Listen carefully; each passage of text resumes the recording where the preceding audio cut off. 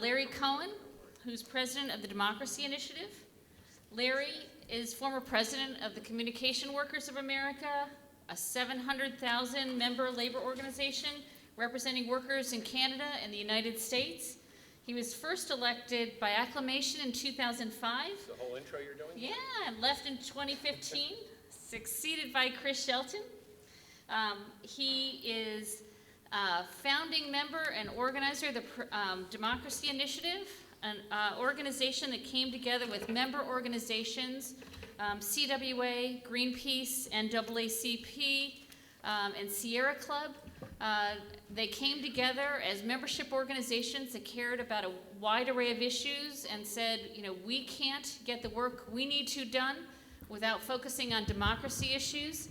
Since then, it's built itself into a very powerful force with many member organizations. Common Cause is proud to be part of that convening member organization, and he's going to talk to us about some activities coming up this spring. So take it away, Larry.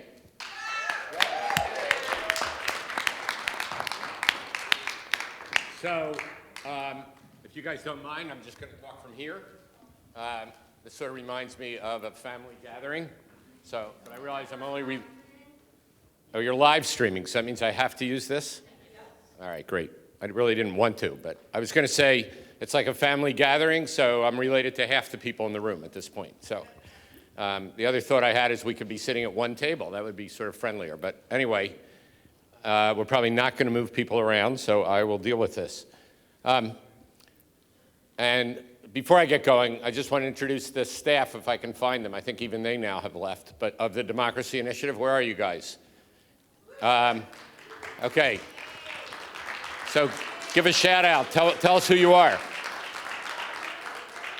Marissa Brown, you were clapping, you didn't hear her, but she's over here. And okay. Yeah, well, we will get to that. And O'Neill, introduce yourself again. He's O'Neill Price. He's got a second name, too. And Angie Wells. And I know Wendy Fields is here somewhere. There she is. Okay, and then we have a bunch of other people here. If I went through all this, we will cover most of the room. But so part of the way that DI operates, as you just heard from Karen, is it's as much a collective as it is an organization. It's not just a coalition, because actually what we're trying to do is to build this sense among groups that don't work on democracy. I mean, our big helpers are like Common Cause is the biggest helper. But the key is to get folks who aren't used to working on democracy in terms of mass mobilization to do it. And why is that? So let's say we, like me, are from a workers' rights organization. In my case, as you just heard, the CWA. And yeah, the CWA is huge, and there are other big unions. The real reality is that the things we really care about, that members really care about, can't get done unless we work on democracy along with them. It's not a chicken egg, which comes first. It's how do we connect them. So a lot of today and yesterday was about that, and I think, Karen, you're going to come back to that notion of weaving things together. But a lot of the things in these 2 days were really about that, because we end up moving into things that are a little bit more about racial justice and economic justice and things that are not in the sort of narrower tradition of, say, Common Cause or democracy groups. But anyway, back to the DI. So 4 years ago, and most folks in this room know this, so this is a quick version, we were faced with not only, even though we had won a big election in 2008, so first, what did we learn? We couldn't get our agenda through in the Congress. This is on the federal level, but the same thing goes on in state levels, but particularly in the federal level. So virtually none of the agenda that propelled people in 2008 to a landslide election happened in 2009 or 10, and then we lost the Congress. And so that's a dismal story on one level, but on the other level, it led to people thinking about, who hadn't thought much about it, because a lot of people used to think, well, we do a lot of work, we have an election on a federal level, right? There's the Congress and the Senate, a third of the Senate, and the president, and if we do a really good job, then you get to change things in America. And that's largely what the 2008 election was about. So because of Senate rules, but none of the big items ever made it to the floor of the Senate. If we pretend this is the Senate, none of them got to the floor. Most of them didn't even get through a committee, but particularly to the floor, because you needed 60 votes. And so we learned a lesson there. And then 4 years ago, so this is now we no longer have 60, obviously, in the Senate by this time, and we've lost the House. But we learned yet another lesson. The president's nominees can't get through. And so for labor unions, we were looking literally at the end of the National Labor Relations Board, and yeah, you'd have an act there that prevents unions from doing a bunch of things, like secondary boycotts, so-called, and supporting working people in their fights. And people could go and litigate that, but you wouldn't have a board to say anything about what employers were doing or about bargaining rights. And that was a real reality. And then people had fought for Dodd-Frank and the Consumer Financial Protection Bureau, and it was clear there was never going to be a director because none of these nominations could get to the floor. And then it was also clear, so we have lots of groups that worked on like decent judges, and it was clear that we were done in terms of federal judges. So that's sort of the roots of it. And we launched together, as you just heard from Karen, these groups and really about 50 more, but at this point it was pretty loose, Fix the Senate Now. And most of the people in this room worked on this, but after a year of working on that, we were able to get the Senate to actually, this is the Democrats, to change the rules. The traditionalists didn't like that idea. And we were able to get the Democratic caucus to adopt the rule that a majority of the Senate, as it says in the Constitution, could put a nomination on the floor, and if it got a majority vote, the person would be confirmed. And so this notion, right, that, okay, labor unions, environmental groups, civil rights groups to some extent, although voting rights has always been there, we don't really work on sort of core democracy issues like we heard about these 2 days. We started to realize that that wasn't very smart, and that otherwise we'd be, instead of aiming higher, we'd be aiming lower forever. And so that's sort of the premise here, right? And so there's about, in addition to the 6 groups that are on the board, and in addition to the core staff, most of whom are here, it's very small in terms of funding for core staff, we have partner staff from all the board and then some other organizations. So, and a bunch of them are here. I'm not going to go through all this, but those same unions, Common Cause, the unions, the green groups, the 6 that are on the board also have staff that they donate to this. And then there's 50 endorsing organizations, and to varying degrees, people are beginning to figure out how do we mobilize on these democracy issues. So for lots of the things that we heard these 2 days, our job is really, and still work in progress to a large extent, because what happens is large organizations revert back, and I'd call it not wholly, but largely transactional, whether it's in electoral politics or whether it's on a legislative agenda, and tend to revert back to the things that the members, when they join, are told we're going to solve. So whether it's climate change or whether it's some kind of organizing drive in a union or whatever, there's a tendency to revert to that. And the real question is, how together do we convince the millions of members? So if you add up the membership of the DI groups, it's literally like 30 million. But even if we're conservative about it, it's millions. And yet the mobilization that we do doesn't feel like that very often. Now in that Senate Rules campaign, several million people got involved to do something, that we could measure and we knew who they were. But that was typically an email or a phone call. And thousands got involved, actually turning up. So overall, right, on a national level, the issues we're working on are the issues you heard. Voting rights reenactment. How do we convince the House and or the Senate at this point to even hold a hearing on voting rights reenactment? So everybody celebrates, Selma and the movie in 50 years, and the guts of that have been ripped out. Literally like ripped out. And then many groups in this room, and have been here for the 2 days, even if they're not here now, have worked on constitutional amendment on Citizens United. Many, if not all of us, have supported legislation, Democracy for the People, and Disclose, which we heard about earlier today, and even the federal contractor version of Disclose. And, we're not getting these things done. So how do we turn that into a positive? So we keep coming back to how do we partner with the groups we heard from here, many that have been here in the 2 days, the 50 that make up DI, to actually get this message about the democracy is key if what you really care about is economic justice, racial justice, or any of the other things that motivates us. And so a bunch of the groups, and you have these flyers around Democracy Awakening, a bunch of the groups came up with the idea that while we're not big on spending millions of dollars on a demonstration, we've all done that we should bring people together. And the idea of this Democracy Awakening, it's 3 days. The first day, Saturday, is about education. The second day, Sunday, is more of a rally at the Capitol itself. And the third day is direct action at the Capitol. And in front of you, it's not so critical, although we would like people to fill this out and turn it back in. We really want to get your groups involved in this because obviously there's about 50 people in the room.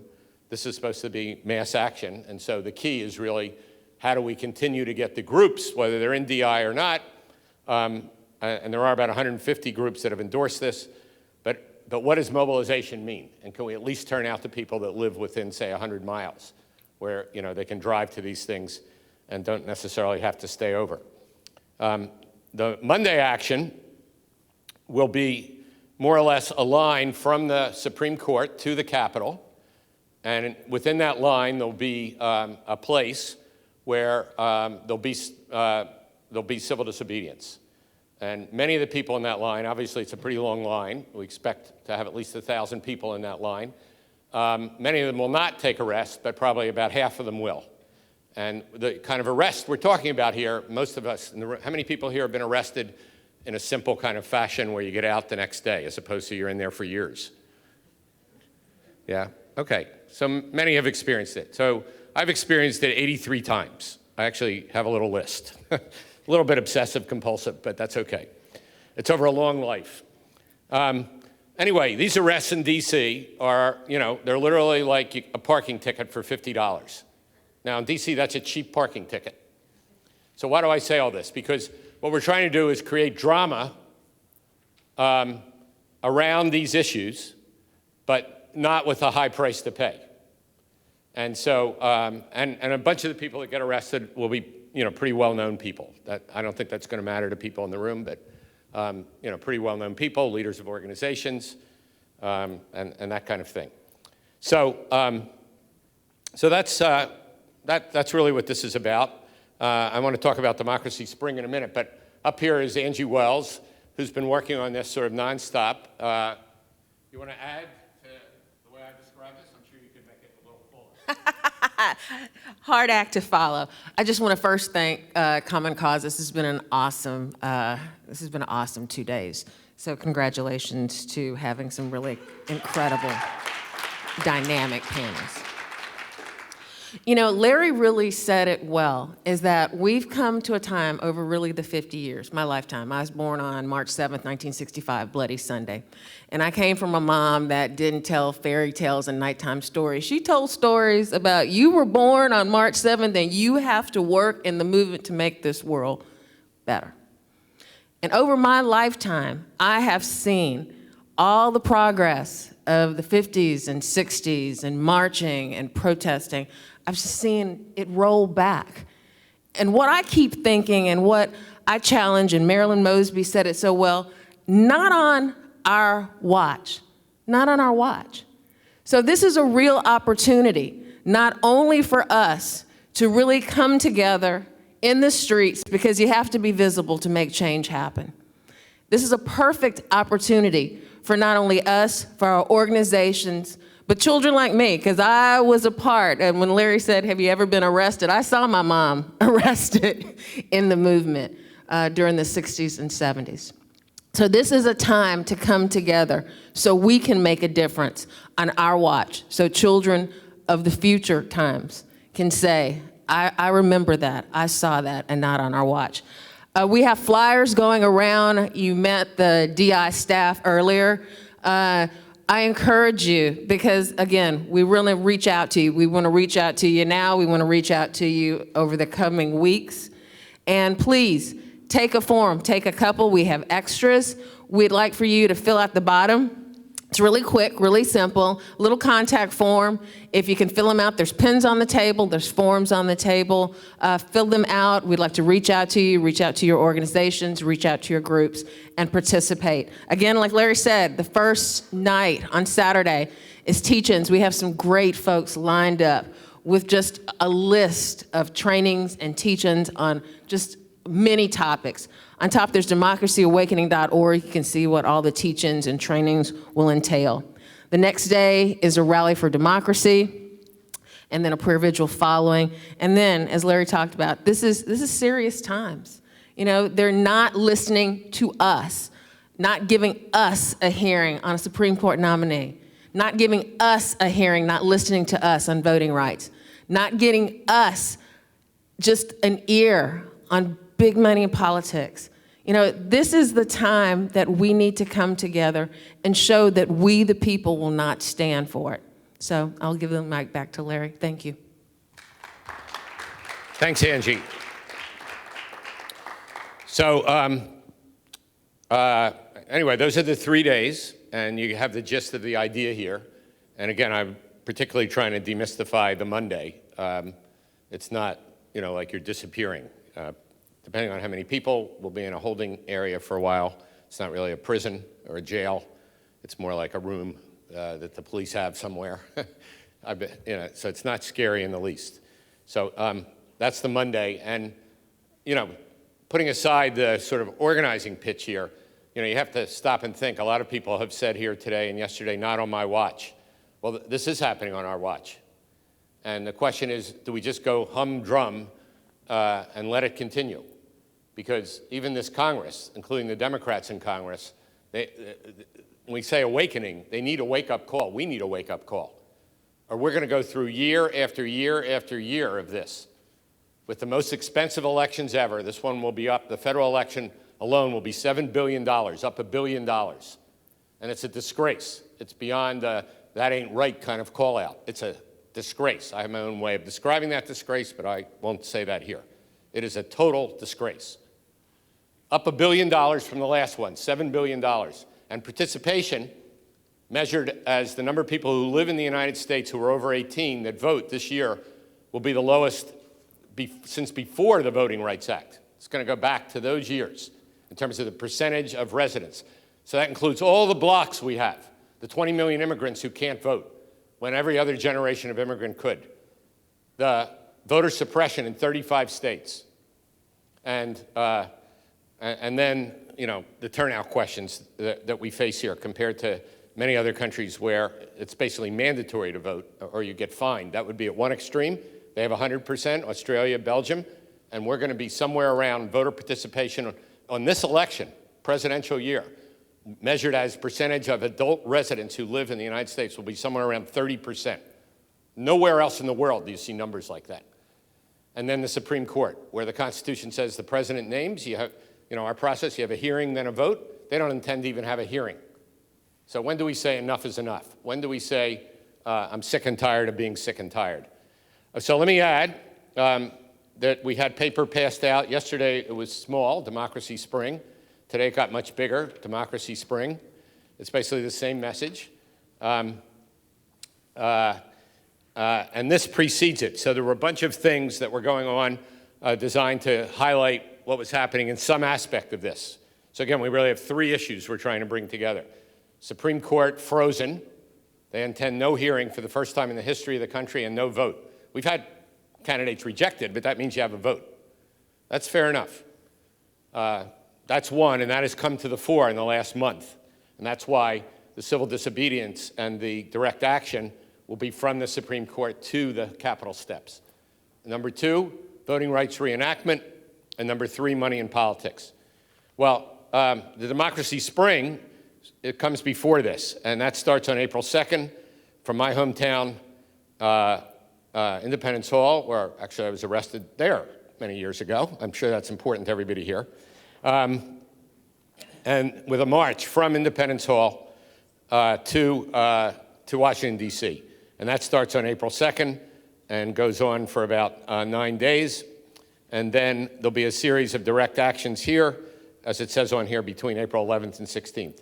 So Heather and someone else, hi, will be around where you can also sign up for this. So the idea is that they're complementary and that, we're all in this really for the same reasons.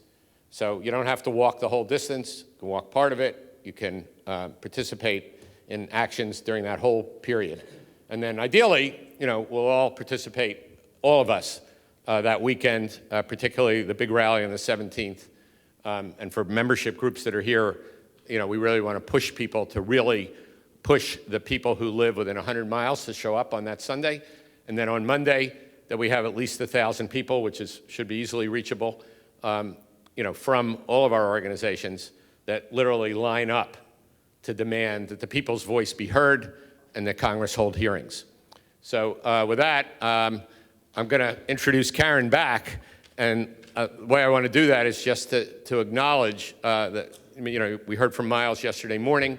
Common Cause has sponsored this these 2 days. Common Cause is really much of the wind behind the DI in terms of what is the content of the democracy initiative, not the mobilization, although it's part of that too. But in the DI, we don't pretend to try to figure out all the strategies or the policy. It's a mobilization organization. It's to get millions of people ideally involved, either on a local, state level. I couldn't appreciate enough Miles and Karen and Wendy and Marilyn and Mark, and now who did I leave out who works with us every day? Who did I leave out? That was okay? I said Miles at the beginning. Okay, we really wouldn't have a DI without Common Cause. It's an awesome organization. Couldn't thank you enough. And with that, back to you, my sister. Great, thank you. Okay?